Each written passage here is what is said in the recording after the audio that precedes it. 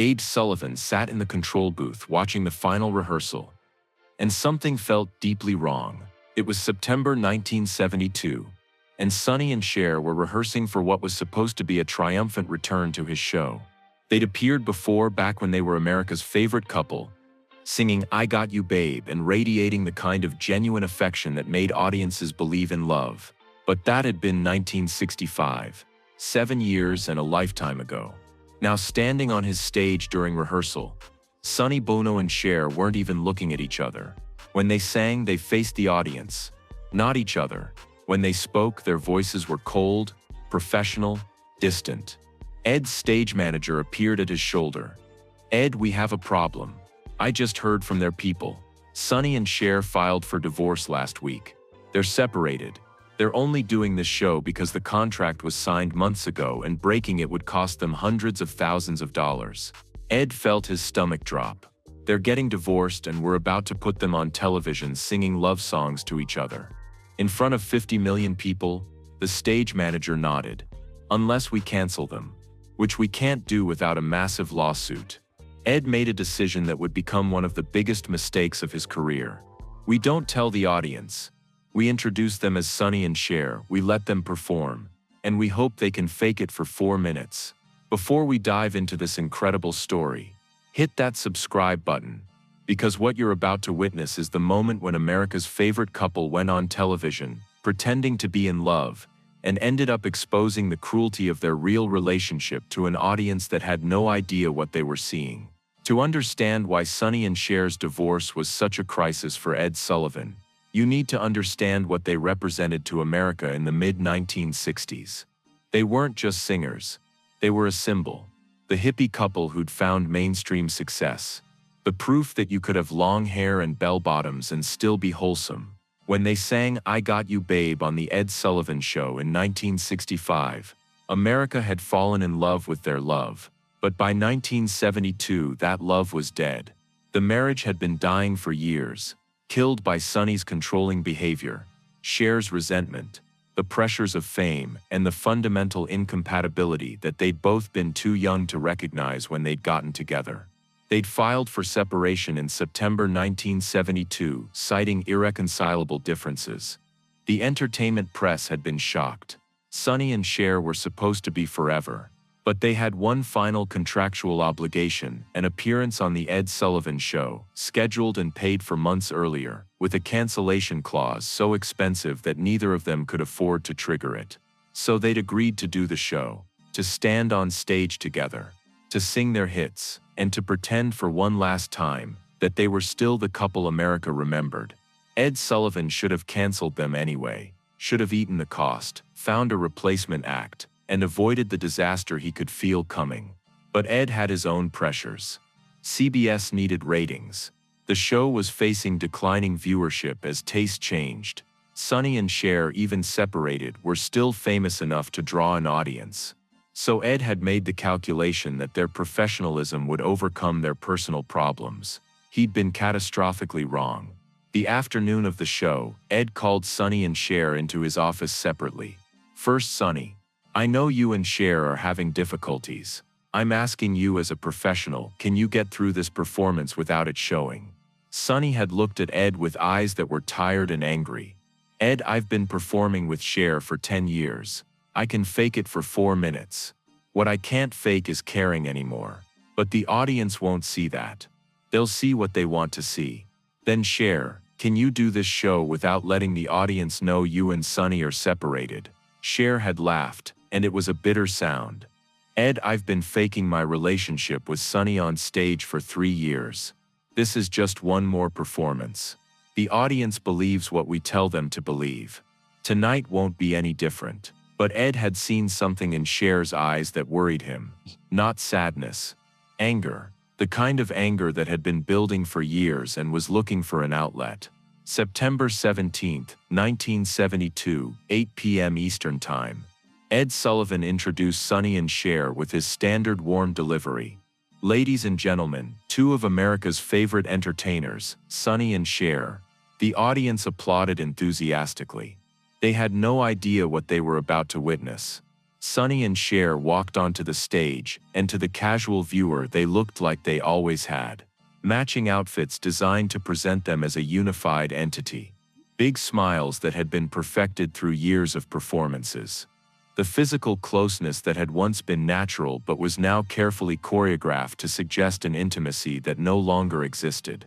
They launched into I Got You Babe, the song that had made them famous 7 years earlier, the song about eternal love and devotion and facing the world together. But if you knew what to look for, if you understood the language of bodies and voices and the spaces between people, the performance was devastating in its cruelty. When Cher sang They Say We're Young and We Don't Know, she looked directly at Sonny with an expression that wasn't love or even nostalgia. It was pure, undiluted contempt. A look that said everything she'd been holding back for years was right there, barely contained, threatening to spill out. When Sonny sang I Got You to Hold My Hand, reaching toward Cher in what was supposed to be an affectionate gesture, Cher visibly pulled away. The movement was tiny, perhaps an inch, perhaps less, small enough that the audience didn't consciously register it.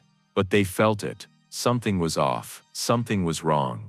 The synchronization that had once made Sonny and Cher magical was gone, replaced by a careful distance that felt like watching two strangers forced to stand too close together. The song that had once been a celebration of love had transformed into something else entirely. Every lyric was an accusation. Every note was laced with bitterness and resentment.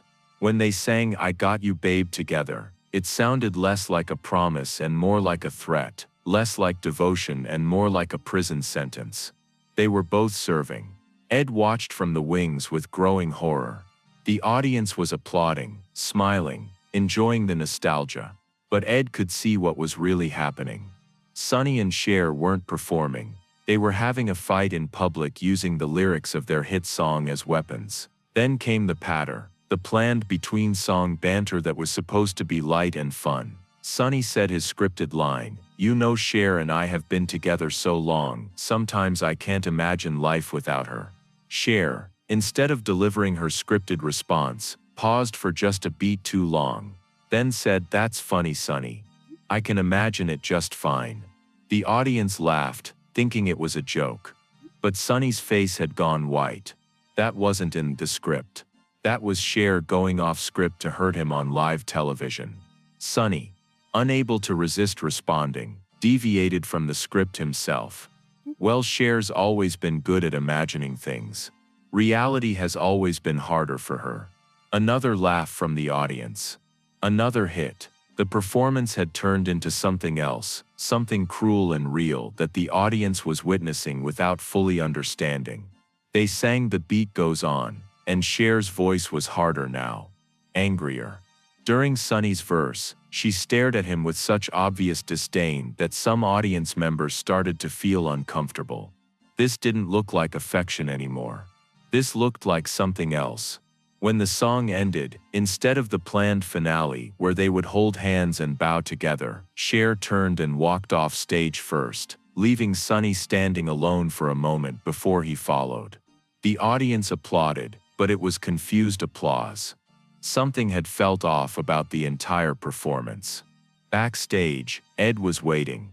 His face was the color of old newspaper. "My office. Both of you, now." In Ed's office, with the door closed, Ed unleashed years of professional fury. "What did you just do? What did I just broadcast to 50 million Americans?" Cher spoke first. "We performed, Ed, like we were contracted to do." "You destroyed each other on my stage," Ed said. Every word was a weapon. Every look was a knife. The audience may not have fully understood what they were seeing, but they felt it. They felt the hate. Sonny finally spoke. "You wanted us to pretend we were still together, Ed. You wanted us to smile and sing, and act like everything was fine. We did that. It's not our fault that the pretending showed through." "You went off script," Ed said to Cher. "You made it personal. That wasn't professional." Cher stood up, and her voice was ice. "You know what wasn't professional, Ed? You booking us knowing we were separated. You forcing us to perform as a couple when the couple doesn't exist anymore. You used our divorce for ratings. Don't lecture me about professionalism." The truth of her words hung in the air. Ed had known they were separated, had known this performance would be torture for both of them, and had put them on his show anyway because he needed the ratings. "Get out," Ed said quietly. "Both of you. You will never appear on this show again." Cher smiled. "We won't need to, Ed. This show is dying. Just like our marriage. Just like your relevance. The world is moving on without you." The broadcast of Sonny and Cher's final performance together aired that Sunday night to an audience of over 40 million Americans. And most of them watched without fully realizing what they were witnessing. They saw Sonny and Cher performing their hits. They saw the smiles and the choreography, and the professional polish. But they also felt something underneath all of that. Something uncomfortable. Something that made the performance memorable for all the wrong reasons. But entertainment reporters understood immediately. Critics who covered music and television saw it. People in the industry who knew how to read a performance beyond its surface saw what had really happened. They'd watched a couple destroying each other in public. They'd seen the cruelty that had been lurking under the surface of America's favorite love story finally break through and become visible. The next day, Sonny and Cher's publicist held a press conference to confirm what the performance had made painfully clear. They were separated and actively filing for divorce. The marriage was over. It had been over for a while. The Ed Sullivan Show appearance had been their final contractual obligation as a couple, and they'd fulfilled it. But in doing so, they'd revealed the truth about what their relationship had become. Entertainment columnists wrote about the performance for weeks. The most painful performance in television history was one headline. Watching love die on live TV was another.